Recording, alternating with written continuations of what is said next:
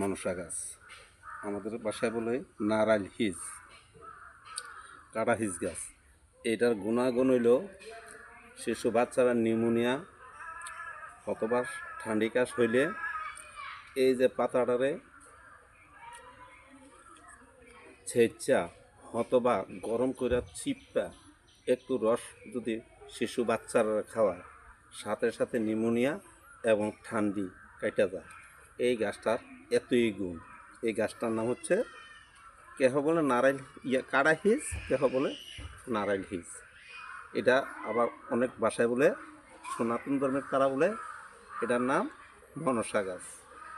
এই গাছটার গুণ বাচ্চাদের আর অন্য কারণ।